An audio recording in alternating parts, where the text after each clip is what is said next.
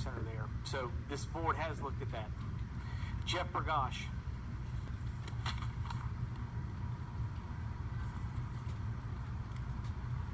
Good evening, Commissioners.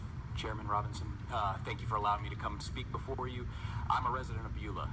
Bought my house in Belridge Forest, August 2004, before Ivan. So I too have dealt with the traffic and seen the changes as Navy Federal has expanded. But I will say this, the majority of the folks that I've spoken with out in Beulah are very thankful for Navy Federal and the jobs that they bring. I went to hundreds and hundreds of homes in Beulah during my campaign, where I went to 8,600 homes total in District 1. And I will tell you, traffic, unsafe roadways, drainage, those are the things I heard about. They heard about infrastructure not being ready for the development that we've allowed out there. I've heard a lot of that. Did not hear one resident in Beulah, not one door that I stood in front of as I knocked on doors in Beulah.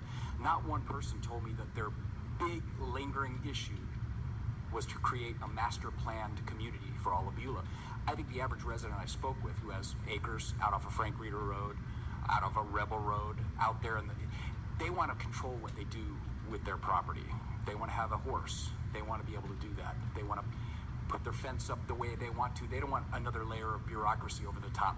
That's what I heard. Now, with respect to the folks from Nature Trail, I couldn't get in there. I wanted to go in there and walk door to door, and I was prevented from doing so.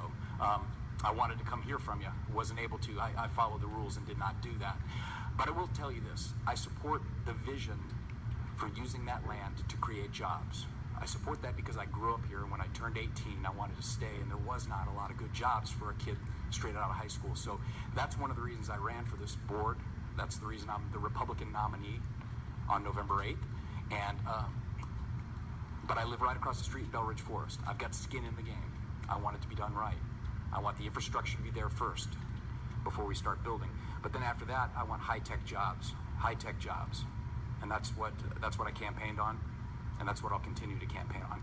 Done right, with the infrastructure in place first, so that traffic can be addressed, so that all the drainage issues are taken care of, and so that people can get in and out. A bigger problem than that is getting from where I live to John R. Jones, getting through Pine Forest Road. You talk about a bottleneck.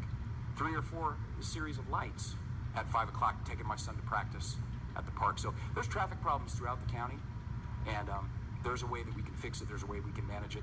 And when we do the master plan for OLF8, there will be multiple opportunities for public input. That was another issue that came up during the campaign.